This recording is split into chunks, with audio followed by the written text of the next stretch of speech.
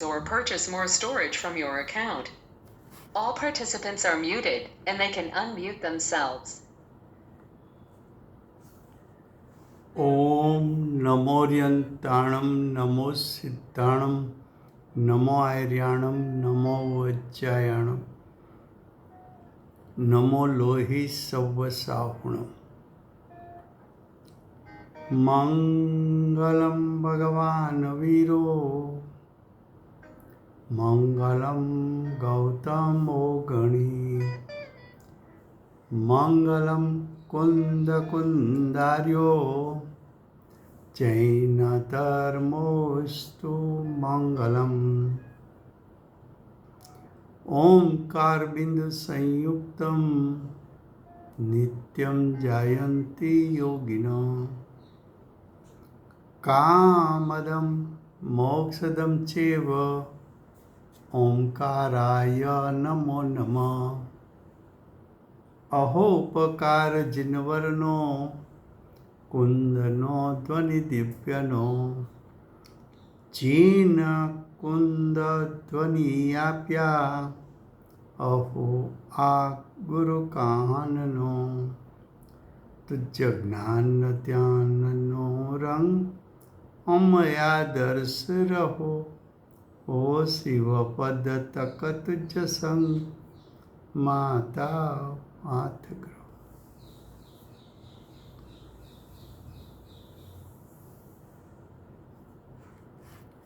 ये समयसार नाम का परम अध्यात्म शास्त्र है। भगवत कुंकुंदाचार्य देव ने मांगलिक करके समयसार को कहने की प्रतिज्ञा की है। समयसार अर्थात चैतन्यमयी शुद्धात्मा जो त्रिकाल परिपूर्ण शुद्ध है, ऐसा चैतन्यमय त्रिकाल परिपूर्ण शुद्ध स्वभाव आचार्य भगवंत ये शास्त्र में दिखाना चाहते हैं, क्योंकि उस पर दृष्टि करने से, उसमें एकाग्र होने से जीव को मोक्ष मार्ग और उसका फल मोक्ष की प्राप्ति होती है। ऐसे समयसार शास्त्र में तीसरा अधिकार पुण्य पाप अधिकार चलता है। पुण्य पाप अधिकार में टीका चलती है और टीका की प्रथम 4 लाइन पूरी हुई है। ये जो 151 गाथा है, उसका विषय है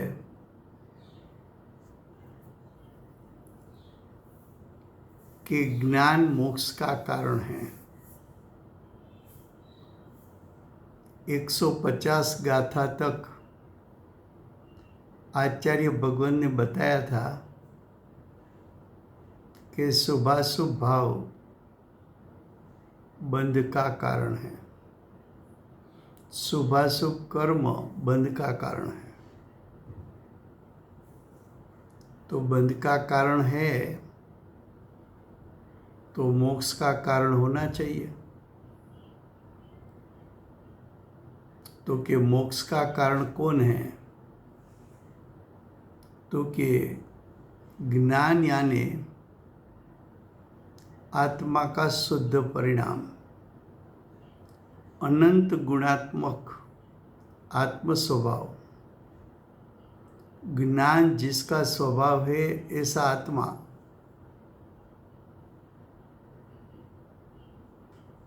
तो ज्ञान स्वभावी आत्मा वो मोक्ष का कारण है। ये विषय चलता है। उस पे देखो टीका की 5वीं लाइन, सकल नई पक्षों से अमिलित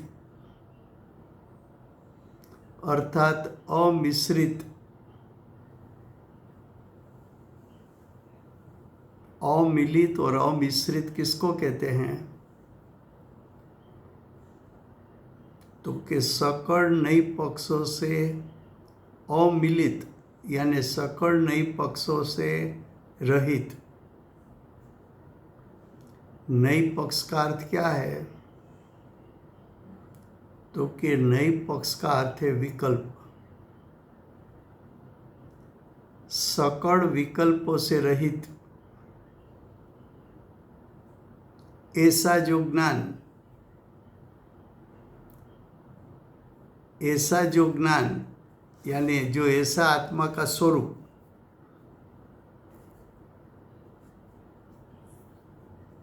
ऐसा जो ज्ञान, जो ज्ञान विकल्पों से रहित,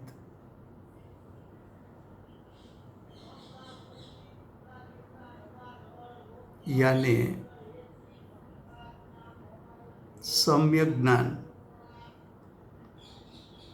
और गमन, गमन यानी परिणमन, वो स्वरूप होने से समय है। समय की परिभाषा बताई। समय की परिभाषा क्या बताई?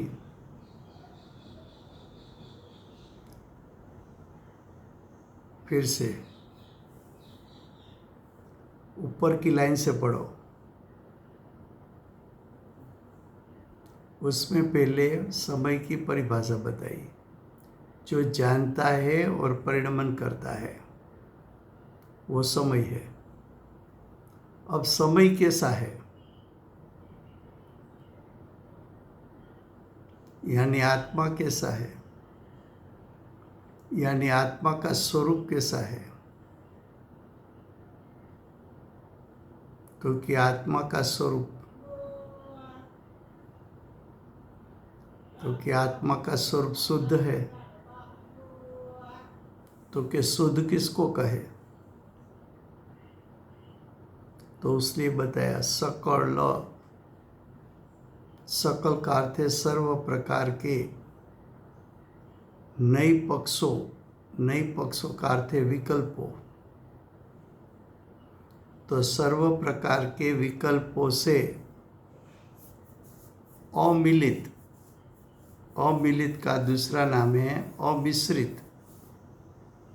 अमिश्रित का अर्थ है रहित। आत्मा का स्वरूप कैसा है? सर्व प्रकार के विकल्पों से रहित। विकल्प है वो राग है, विकल्प है वो अशुद्धता है। विकल्प 5 इंद्रिय मन का अवलंबन से उत्पन्न होता है। विकल्प यानी आत्म स्वभाव से च्युत होना। तो आत्म स्वभाव से च्युत होना वो अशुद्धता है। अशुद्धता से रहित। विकल्प में आना उसका अर्थ अशुद्धता में आना। तो अशुद्धता से रहित, नई पक्षों, नई पक्षों का अर्थ विकल्प होता है। अमिश्रित का अर्थ है रहित।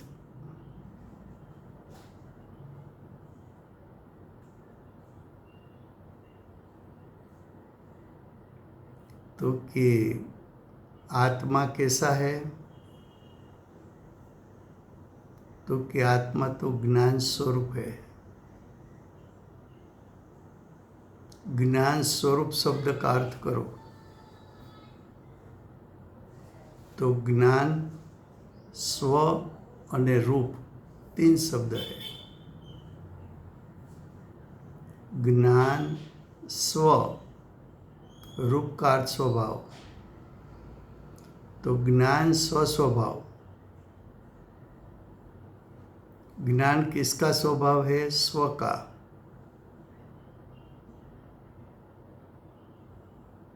आत्मा कैसा है? ज्ञान जिसका स्वस्वभाव है उसको हम आत्मा कहते हैं।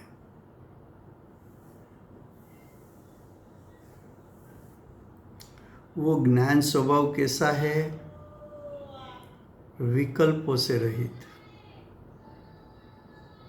नई पक्षों से रहित, शुभ राग से रहित, व्रत तप के विकल्प से रहित,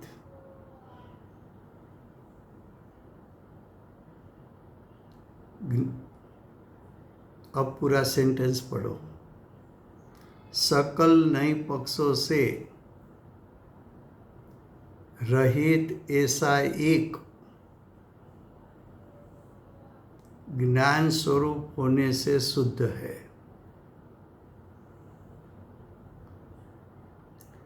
मोक्ष का कारण कौन? तो कि आत्मा का शुद्ध स्वरूप, आत्मा का ज्ञान जो स्वभाव है वो मोक्ष का कारण है। जो ज्ञान स्वभाव मोक्ष का कारण है वो ज्ञान स्वभाव कैसा है? तो कि वो ज्ञान स्वभाव सर्व प्रकार के विकल्पों से रहित है, सर्व प्रकार के विकल्पों से रहित है।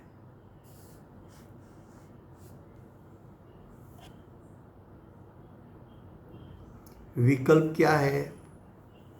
तो कि विकल्प शुभ राग है।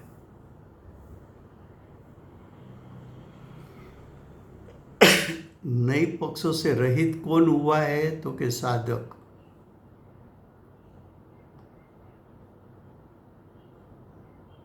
जब निर्विकल्प दशा हुई तो निर्विकल्प दशा कब होती है? तो कि विकल्पों का त्याग कर दे। जो दृष्टि और उपयोग मन का अवलंबन लेकर चिंतन, मन के संग में कि आत्मा का स्वरूप कैसा है उसका चिंतन जो होता था, अब जिस जीव ने यानी साधक ने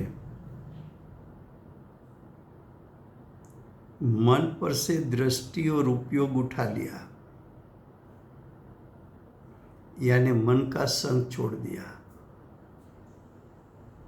मन के संग में तो विकल्प उत्पन्न होते थे, लेकिन मन का संग छोड़ दिया। मन का संग क्यों छोड़ा? तो कि मन अचेतन है, जड़ है, उद्गल है, परद्रव्य है। उसका लक्ष्य करने से विकल्प उत्पन्न होता है। विकल्प शुभ राग है और शुभ राग आत्मा का स्वरूप नहीं है। शुभ राग आत्मा में से प्रकट होती शुद्धता का घातक है।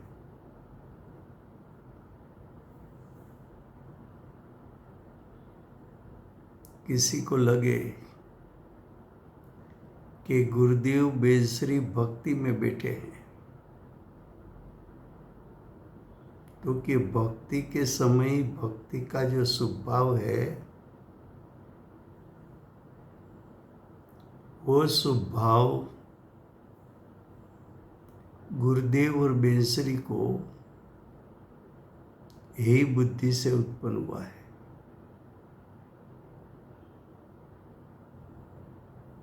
वो शुभ राग गुरुदेव और माता जी करने जैसा नहीं मानते, छोड़ने जैसा मानते हैं। ये शुभ राग आत्मा का स्वभाव नहीं है, वो विभाव है। तो भक्ति का विकल्प, उसको नई पक्ष कहा।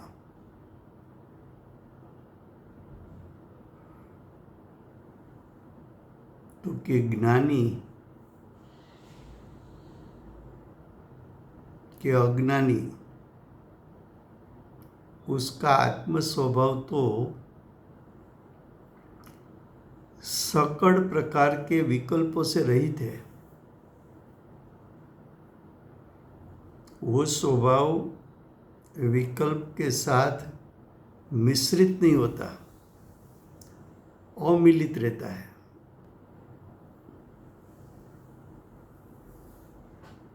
ऐसा जो आत्मा का स्वरूप है, ऐसा जो आत्मा का स्वभाव है,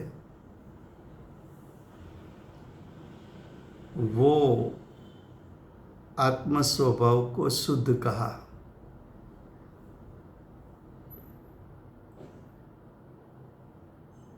आचार्य भगवान कहते हैं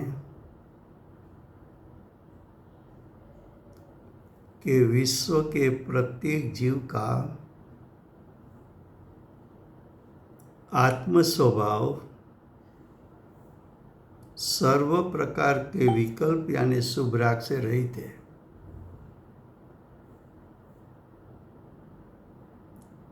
चाहे अज्ञानी विकल्प रहित शुद्ध भाव पर दृष्टि करे या उपयोग उस पर रखे या न रखे,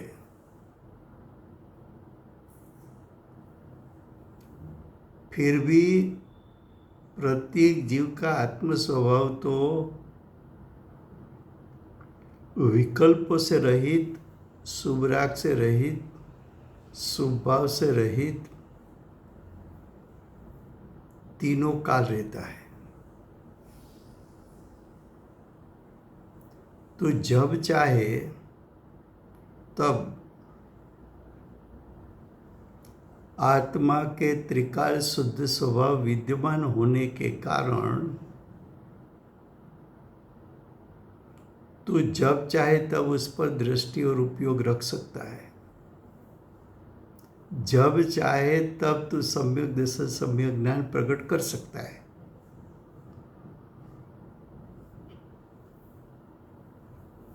ये जो शुद्ध स्वभाव है आत्मा का, वो मोक्ष का कारण है। ये जो शुद्ध स्वभाव है वो आत्मा का त्रिकाल उपादान है।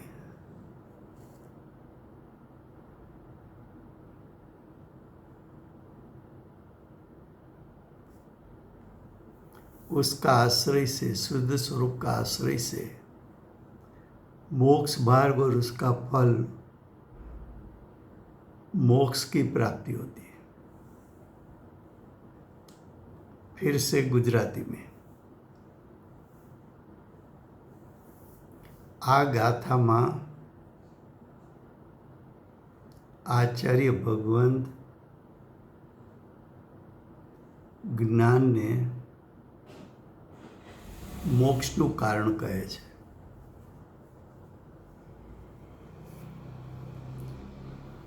જ્ઞાન શબ્દના અર્થ બે રીતે થઈ શકે।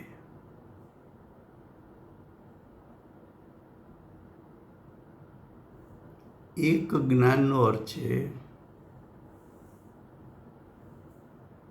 જ્ઞાન આત્માનો સ્વસ્વભાવ છે।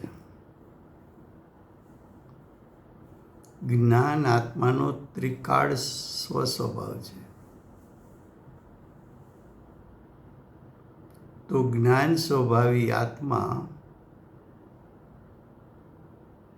એ ત્રિકાળ ઉપાદાન છે। એ ત્રિકાળ ઉપાદાન મોક્ષનું કારણ છે। બીજો જ્ઞાનનો અર્થ છે જીવના નિર્મળ પરિણામ. જીવના નિર્મળ પરિણામ એટલે સંવર નિજરા.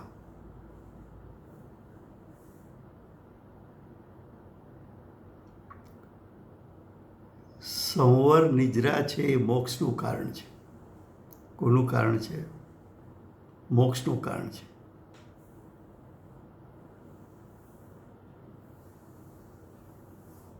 હવે ટીકામાં આપણે પ્રથમ 4 લાઈન પૂરી થઈ છે.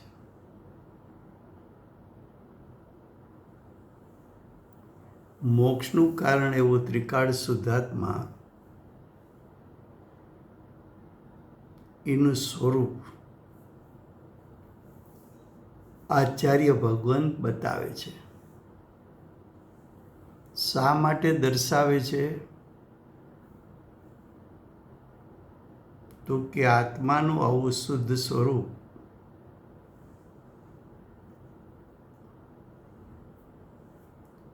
એની તને રુચિ થાય, મહિમા આવે તો તારી દ્રષ્ટિને ઉપયોગ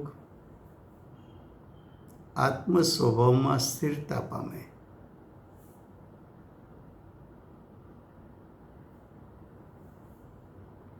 આત્મ સ્વભાવમાં સ્થિરતા થતાં મોક્ષ માર્ગ પ્રગટે અને મોક્ષ માર્ગનું ફળ મોક્ષની પ્રાપ્તિ થાય.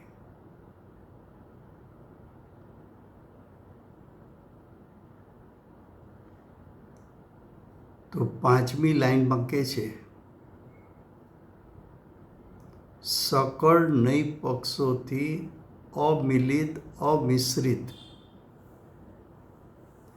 અમિલિત એટલે રહિત, અમિશ્રિત એટલે રહિત.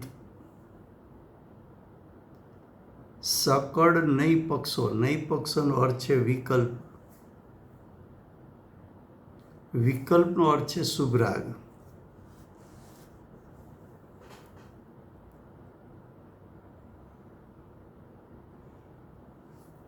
તો સકળ વિકલ્પોથી રહિત, સકળ શુભરાગથી રહિત એવો એક કહેતા આનંદ ગુણાત્મક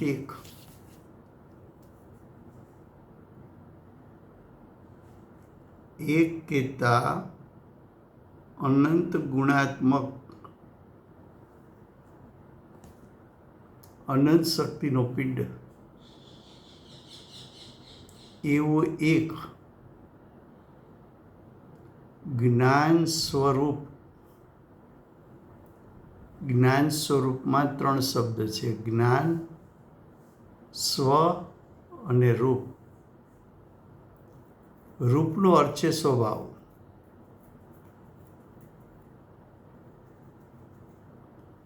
તો રૂપનો અર્થ છે સ્વસ્વભાવ.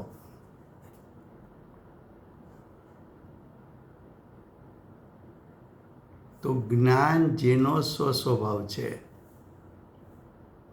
ક્યારથી? તો આગળ લખ્યું છે હોવાથી. હોવાથી અનાદિ પણ બતાવે છે. આત્મ સ્વભાવ કેવો છે?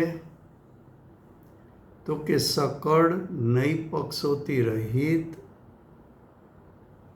એવો એક જ્ઞાન સ્વરૂપ હોવાથી શુદ્ધ છે.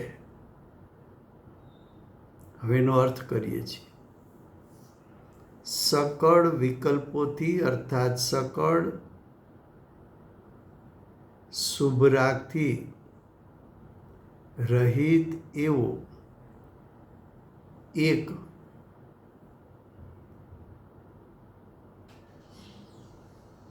અર્થાત અનંત ગુણાત્મક જ્ઞાન સ્વરૂપ એટલે જ્ઞાન જેનો સ્વસ્વભાવ છે એવો હોવાથી, એટલે એવો અનાદિથી હોવાથી શુદ્ધ છે.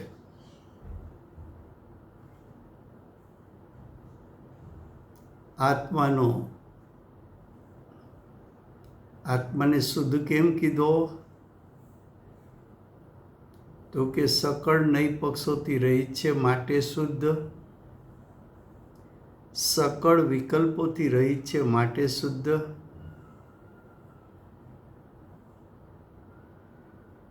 અનંત ગુણાત્મક એક હોવાથી શુદ્ધ,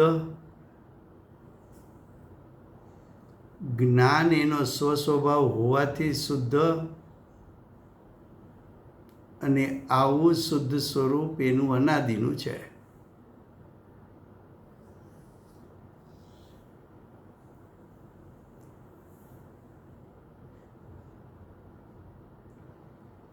વિશ્વના પ્રત્યેક જીવ.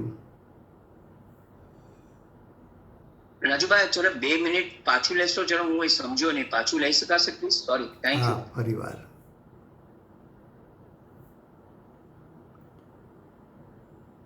ગાથાના હેડિંગમાં જ્ઞાનને મોક્ષનું કારણ કેવું છે.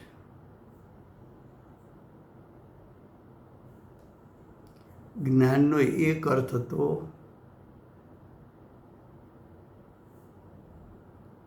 આત્માનો નિર્મળ સ્વભાવ, ત્રિકાળ, એટલે ત્રિકાળ ઉપાદાન, એટલે ત્રિકાળ શક્તિરૂપ શુદ્ધ સામર્થ્ય.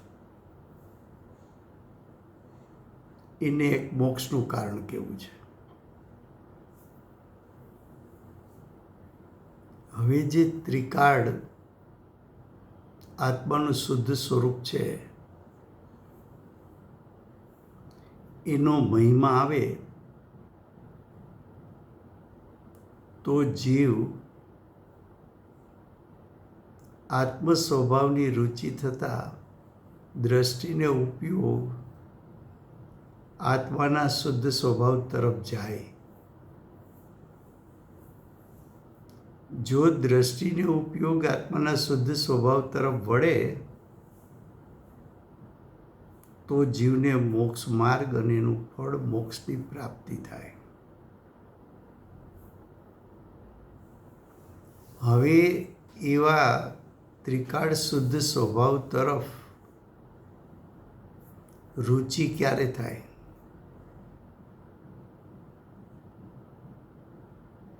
એને ગ્રહણ કરવાનો ભાવ ક્યારે આવે? તો કે એનો મહિમા આવે તો.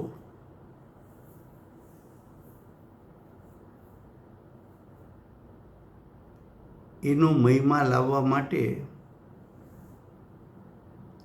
આચાર્ય ભગવાન આત્મા સ્વભાવથી શુદ્ધ છે. ક્યારે? તો કે ત્રણેય કાળ. ક્યારે? તો કે અનાદિથી છે ને અનંતકાળ રહેશે.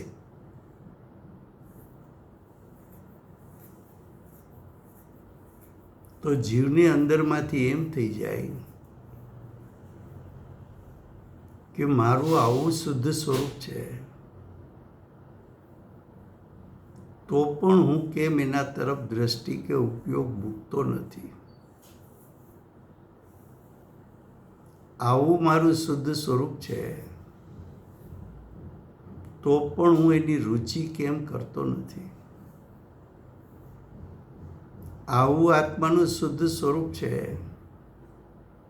છતાં મારા ઉપયોગ દ્વારા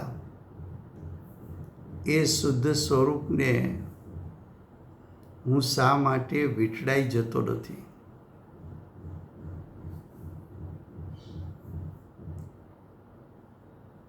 તો આચાર્ય ભગવાન તને શુદ્ધ સ્વભાવ તરફ લઈ જવા માગે છે. માટે આત્માનું શુદ્ધ સ્વરૂપ કેવું છે એનું વર્ણન કરે છે.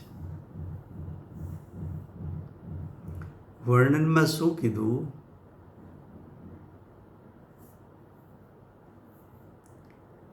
કે આત્માનું શુદ્ધ સ્વરૂપ કેવું છે? તો કે સર્વ પ્રકારના નય પક્ષોથી રહિત છે. સર્વ પ્રકારના નય પક્ષ એટલે વિકલ્પોથી રહિત છે.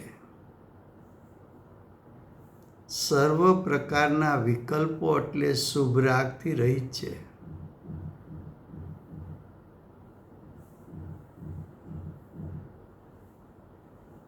આત્માનું શુદ્ધ સ્વરૂપ કેવું છે?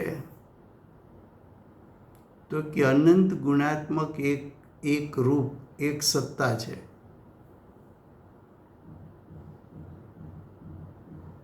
અનંત સ્વભાવનું એકત્વ, એવી એક સત્તા, માટે એને શુદ્ધ કીધી. એમાં ભેદ પડતો નથી.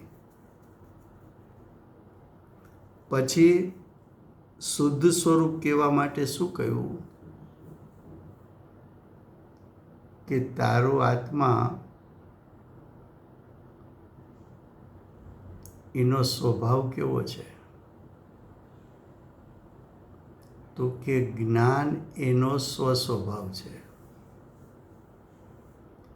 વિકલ્પ એનો સ્વસ્વભાવ નથી. રાગ એનો સ્વસ્વભાવ નથી. શુભ રાગ એનો સ્વસ્વભાવ નથી.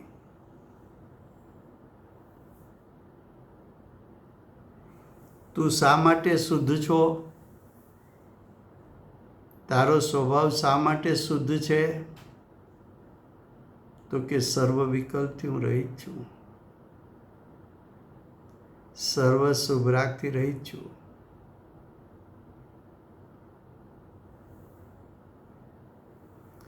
સર્વ નય પક્ષથી હું રહિત છું. હું તો અનંત ગુણાત્મક અખંડ એક, જેમાં વિભાગ પડતા નથી એવો એક, જેમાં ભેદ પડતા નથી એવો એક, જેમાં લક્ષણનો ભેદ નથી એવો એક, જેમાં ભેદ અભેદ એવો ભેદ નથી એવો એક, જેમાં અંશી એવો ભેદ નથી એવો એક,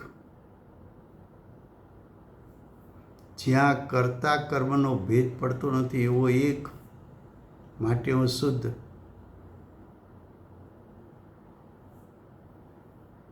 મારું સ્વરૂપ શુદ્ધ કેમ છે? તો કે જ્ઞાન મારો સ્વસ્વભાવ ક્યારથી છે? તો કે અનાદિકાળથી છે. ક્યાં સુધી રહેશે? તો કે અનંતકાળ. હું વિકલ્પવાળો નથી. હું શુભરાગવાળો નથી. હું નય પક્ષવાળો નથી.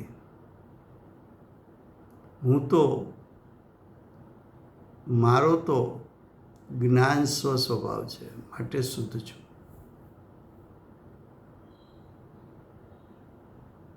આવો જે શુદ્ધ સ્વભાવી શુદ્ધાત્મા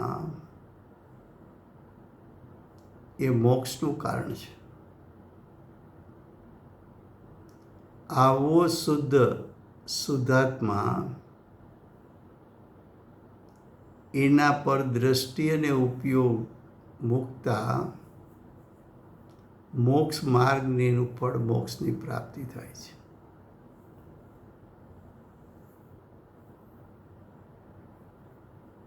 તારે એકાગ્ર ક્યાં થવું છે? તો કે શુદ્ધ સ્વરૂપમાં.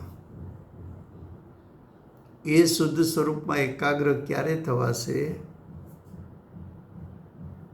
તો કે એની મહિમા આવશે, એની રુચિ થશે. તો કે એની રુચિ થતાં શું થશે? તો કે વિકલ્પની રુચિ છૂટી જશે. શુભ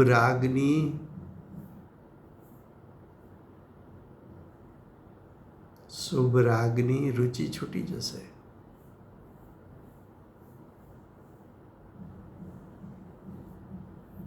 તો કે છે કેવળ ચિહ્ન માત્ર વસ્તુ સ્વરૂપ હોવાથી કેવડી છે. Thank you well. Thank you. એટલે શુદ્ધ છે એ વ્યાખ્યા થઈ. હવે આગળ કહે છે, अब आगे कहते हैं केवल चिन्ह मात्र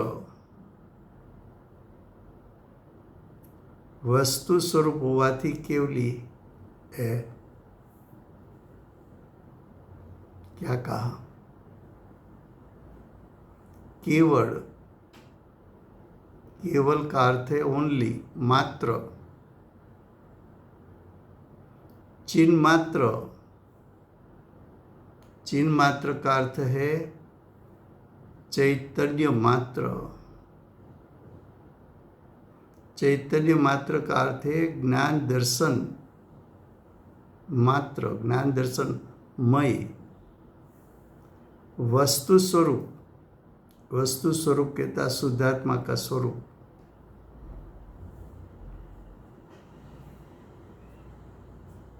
कैसा है? केवली है।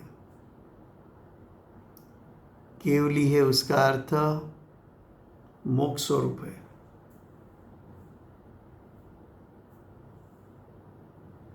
फिर से, केवल, केवल का अर्थ है सिर्फ,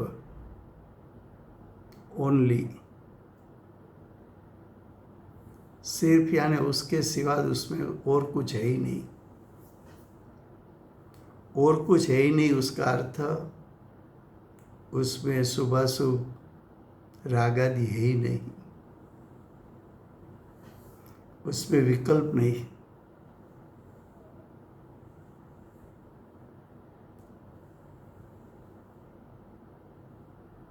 सिर्फ चिन्ह मात्र, चिन्ह मात्र का अर्थ है चैतन्यमय, चैतन्य मात्र। आत्म स्वभाव कैसा है? सिर्फ चैतन्य मात्र, सिर्फ चैतन्य है, उसमें राग का प्रवेश ही नहीं, शुभ राग का भी प्रवेश नहीं, अशुभ राग का भी प्रवेश नहीं,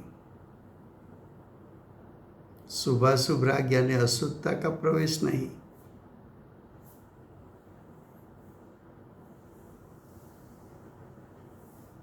मैं चिन्ह मात्र हूं,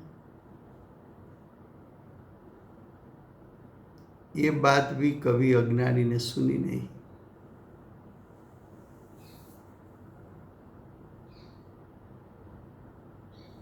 मैं चैतन्य मात्र, मैं ज्ञान दर्शन मात्र, मैं ज्ञाता दृष्टा स्वरूप, मेरा स्वभाव ज्ञाता दृष्टा, मेरा स्वभाव ज्ञान दर्शन, मेरा स्वभाव चैतन्य चैतन्य चैतन्य, चैतन्य मेरा लक्षण, ज्ञान दर्शन मेरा लक्षण, मैं ज्ञान आनंद स्वभावी हूं। तो के चिन्ह मात्र, ज्ञाता दृष्टा, स्वभाव से ज्ञाता दृष्टा, मैं जान सकता हूं, देख सकता हूं, लेकिन राग मेरा स्वरूप नहीं।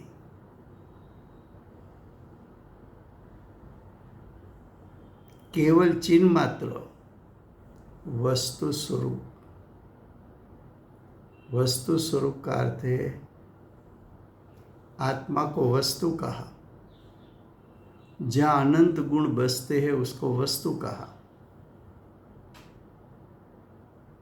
जहां ज्ञान दर्शन स्वभाव बसा हुआ है उसको वस्तु कहा। वस्तु स्वरूप, स्वरूप का अर्थ स्वस्वभाव,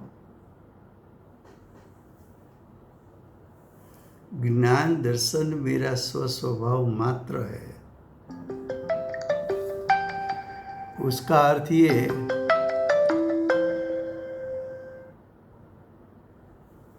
उसका अर्थ ये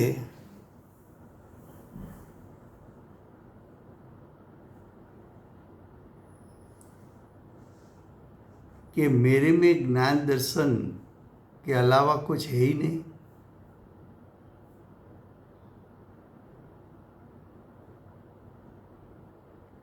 और ज्ञान दर्शन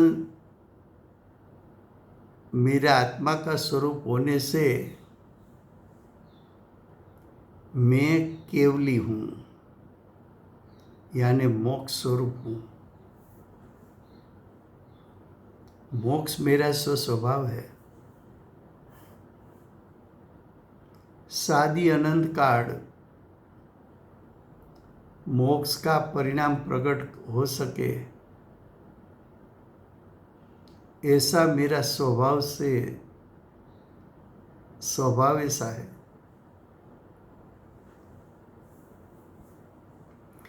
ऐसा जो केवली स्वरूप मोक्ष स्वरूप मेरा स्वभाव है वो मोक्ष का कारण है।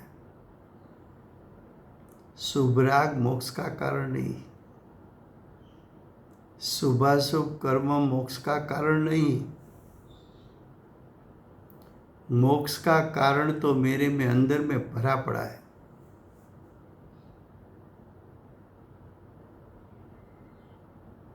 एक अंतर्मुहूर्त काल स्वभाव में स्थिर हो जाऊं तो सादी अनंत काल मोक्ष की पर्याय प्रकट होती रहे, ऐसा स्वभाव में ज्ञान दर्शन भरा पड़ा है। तो केवल चिन्ह मात्र वस्तु स्वरूप होने से मैं केवल ही हूं।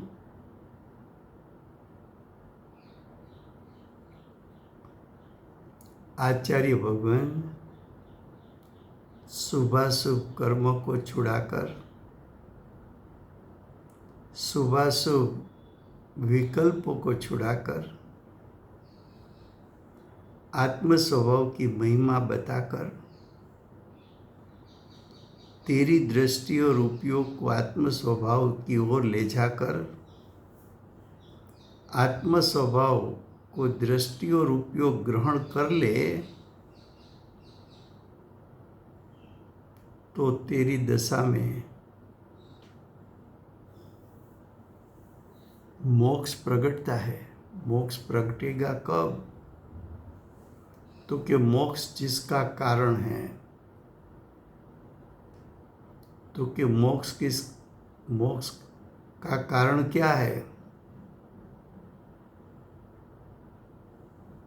तो कि आत्मा का शुद्ध स्वरूप मोक्ष का कारण है। आत्मा स्वयं केवड़ी स्वरूप है स्वभाव से, वो मोक्ष का कारण है।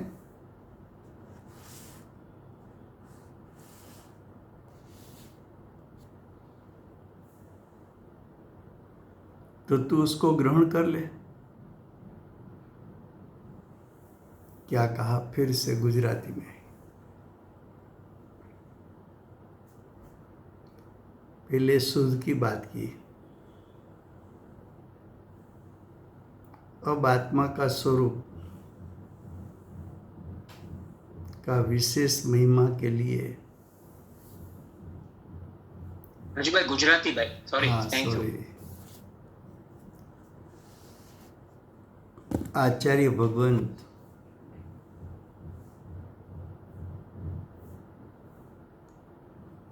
આત્માનું સ્વભાવથી શુદ્ધ સ્વરૂપ બતાવ્યા પછી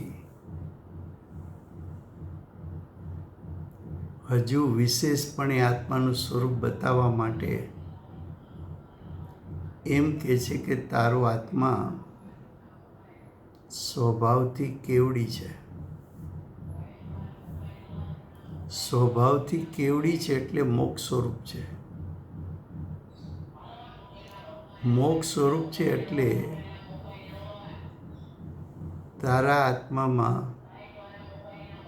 મોક્ષની પ્રાપ્તિ કરે એવો સ્વભાવ હોવાથી સાદી અનંતકાળ તને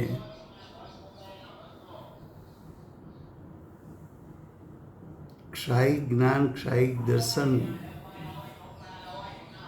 અનંત જ્ઞાન અનંત દર્શન પ્રગટી શકે કેવા સ્વભાવવાળો તું છો એ સ્વભાવને કારણ બનાવો તો પરિણામમાં મોક્ષની પ્રગટતા થશે. તો હવે કહે છે કે કેવળ એટલે માત્ર એટલે આટલું જ છે, બીજું કાંઈ એનામાં છે જ નહીં. તો કે એનામાં શું છે? કેવળ ચિહ્ન માત્ર,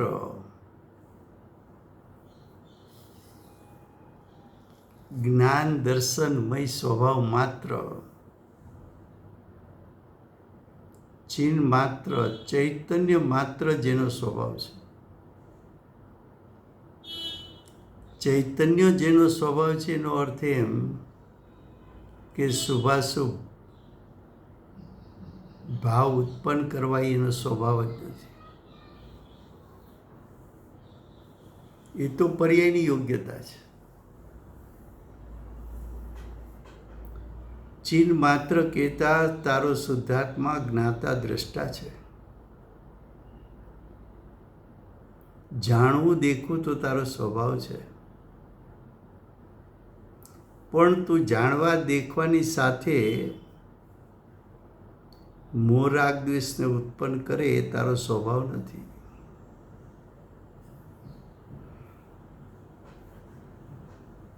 વસ્તુ સ્વરૂપ કહેતા તારા આત્માનો સ્વસ્વભાવ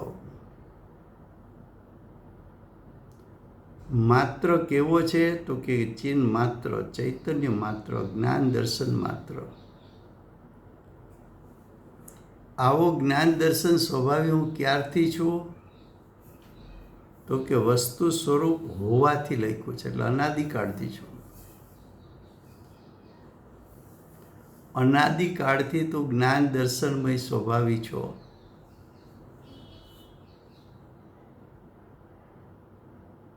માત્ર તું જાણન દેખન ક્રિયા કરે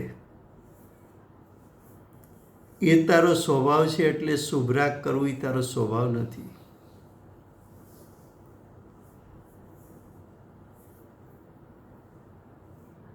તું સ્વભાવથી કેવડી છો. કેવડી કહેતા તું મોક્ષ સ્વરૂપ છો. તું સ્વભાવથી મોક્ષ સ્વરૂપ. સ્વભાવથી મોક્ષ સ્વરૂપ હોવાને કારણે તું સાદી અનંતકાળ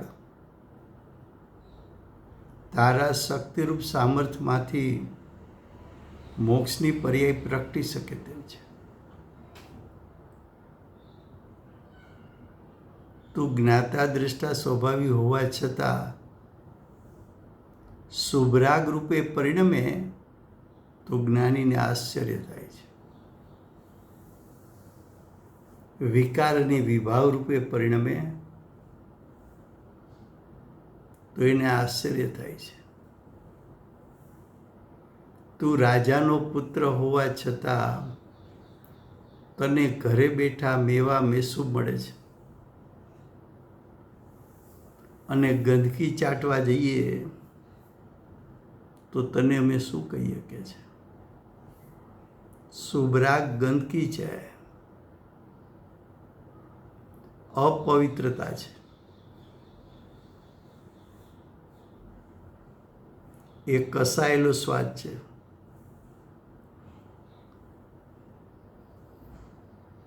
એ વિકાર છે, વિભાવ છે. સુખ શાંતિને દજાડનારો ભાવ શુભરાગ છે.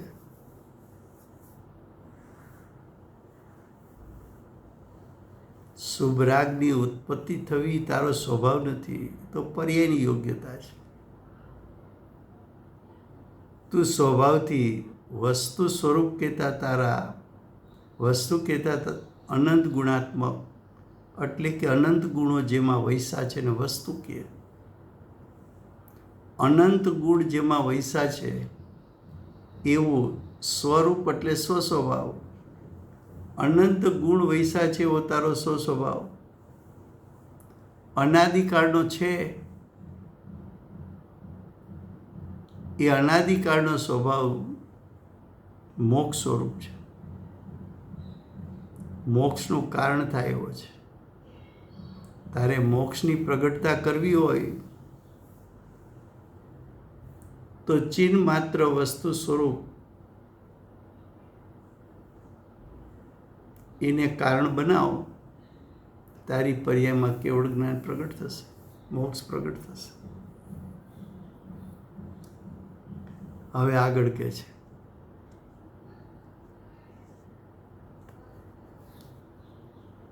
ફક્ત મનન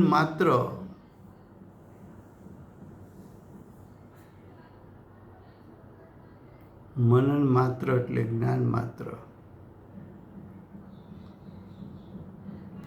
હવે મુનિની પરિભાષા કરવી છે. પ્રવચનસાર શાસ્ત્રમાં ચરણાનુયોગ ચુલ્લિકામાં પેટા પ્રથમ અધિકાર આચરણ પ્રજ્ઞાપન અધિકારમાં એક નીચે ફૂટનોટ મૂકી છે.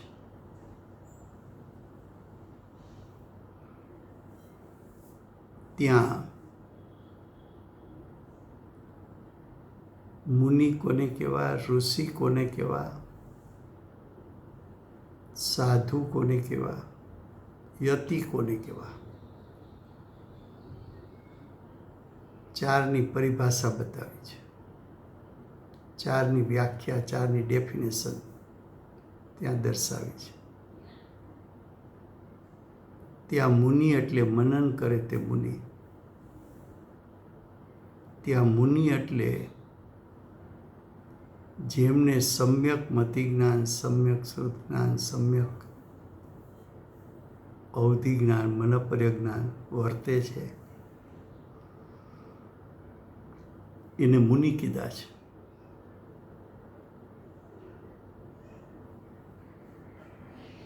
હવે અહીંયા મુનિ કોને કહે છે?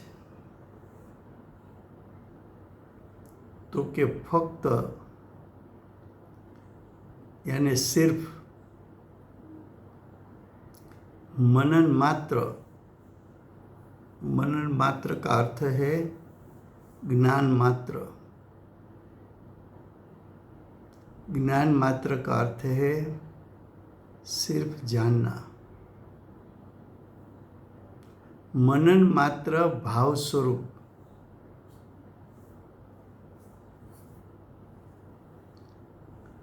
मनन मात्र का अर्थ है जाणन स्वभावी होने से मुनि है.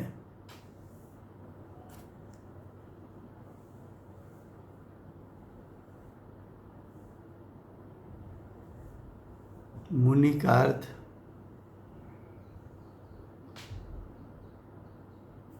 कि आत्मा स्वभाव से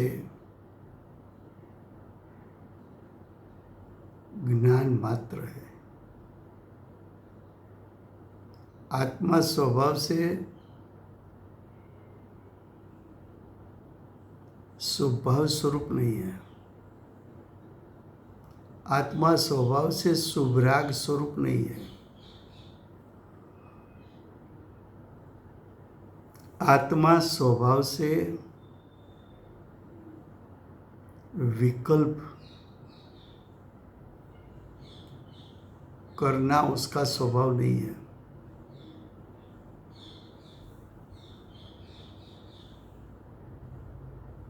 ज्ञान करना उसका स्वभाव है.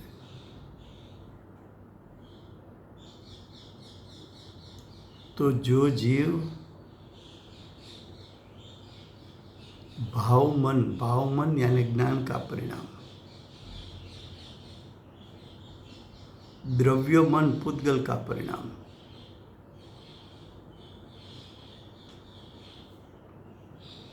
तो के भाव मन तो तेरा स्वभाव है.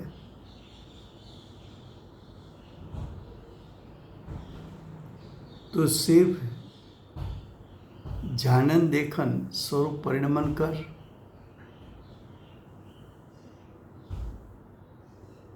तो तू स्वभाव से ज्ञानी है. जिसका स्वभाव ज्ञान है ऐसा द्रव्य उसको ज्ञानी कहने में आता है।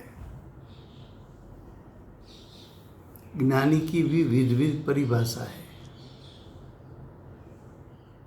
जीव में ज्ञान है तो जीव को ज्ञानी कहा, 5 द्रव्यों में ज्ञान नहीं है तो अज्ञानी कहा। और ज्ञानी तो जिसके पास सम्यक ज्ञान है उसको ज्ञानी कहा। लेकिन जो सोपर का विवेक नहीं करेगा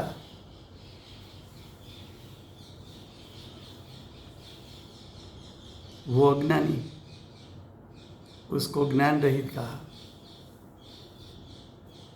जिसको क्षयी ज्ञान यानी पूर्ण ज्ञान प्रकट हुआ है उसको ज्ञानी कहा।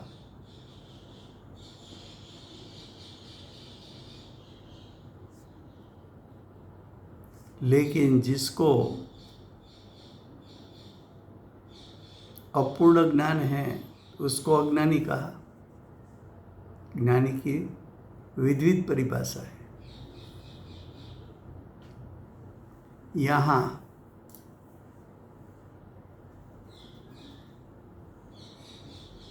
स्वभाव से जानन देकर ज्ञान जिसका स्वभाव है उसको ज्ञानी कहना है। तो कि ज्ञान जिसका स्वभाव है ऐसे ज्ञान स्वरूप, ऐसा ज्ञायक स्वरूप आत्मा उसका अवलंबन ले, उसको कारण बना तो मोक्ष की प्रकटता होगी। यहाँ बताया ना हेडिंग में क्या था कि ज्ञान मोक्ष का कारण है। तो ज्ञान स्वभाव, त्रिकाल ज्ञान स्वभाव वो उपादान है, उसका अवलंबन वो मोक्ष का कारण है।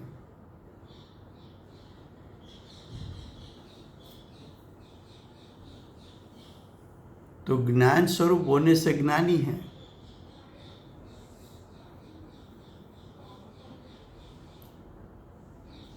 अब एक और बात बताते हैं। स्व का भवन मात्र स्वरूप होने से स्वभाव है। भवन का अर्थ है परिणमन। परिणमन करना आत्मा का स्वस्वभाव है। तो मोक्ष रूप परिणमन करने के लिए दूसरे को कारण बनाने की जरूरत नहीं, क्योंकि परिणमन करना वो तो तेरा स्वस्वभाव है। तो कि स्व के भवन मात्र स्वरूप होने से स्वभाव है।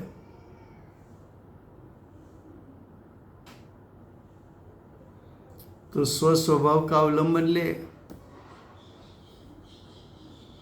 परिणमन करना वो तो तेरा स्व स्वभाव है। लेकिन कौन सा परिणमन करूं? तो के मोक्ष रूप परिणमन कर। मोक्ष रूप परिणमन करना है तो कि तेरे त्रिकाल उपादान का अवलंबन ले। जो तेरा त्रिकाल उपादान ही भवन मात्र यानी परिणमन मात्र उसका स्वस्वभाव है।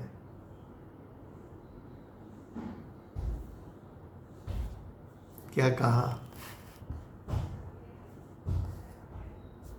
पहले बताया मनन का अर्थ क्या बताया? मनन નો अर्थ શું બતાવ્યો? તો કે જ્ઞાન માત્ર રૂપે રહેવું, એને અમે મુનિ કહીએ છીએ।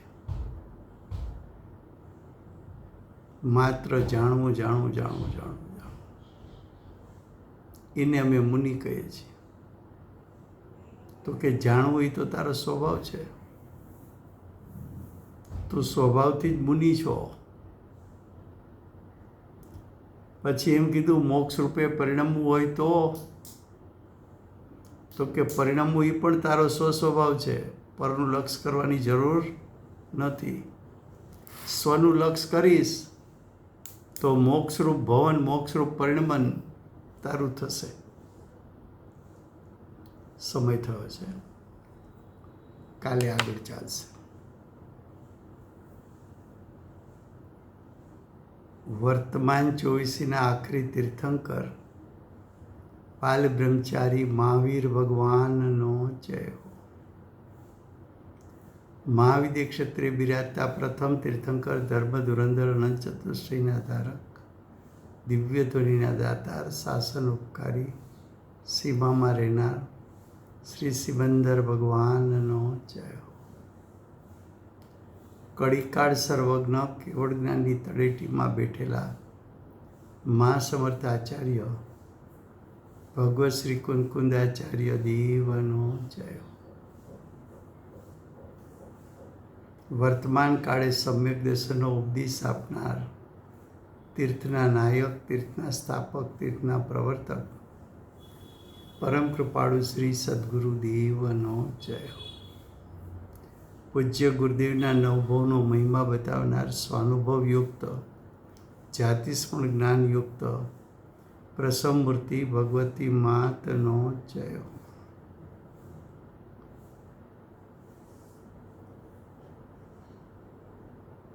સમ્યક દર્શનની પ્રાપ્તિમાં નિમિત્તરૂપ સર્વ જીનવાણી માતનો જય હો. પૂજ્ય ગુરુદેવ અને માતાજીની સાધના ભૂમિ સુવર્ણપુરી ધામનો જય હો. સુવર્ણપુરી ધામમાં બિરાજતા સર્વે દેશશાસ્ત્ર ગુરુ ભગવંતનો જય હો. વર્તમાન ગુરુ અને ભવિષ્યના તીર્થંકર શ્રી સૂર્યકીર્તિનાથ ભગવાનનો જય હો. પૂજ્ય ગુરુદેવના શ્રી સૂર્યકીર્તિ ભગવાનના સમવસરના મુખ્ય ગણધર દેવેન્દ્ર કીર્તિનાથ ભગવાનનો જય હો. પરમ દિગંબર જૈન ધર્મનો જય હો. Thank you very much Rajubhai. બધાને જય Jinendra. Thank you. Thank you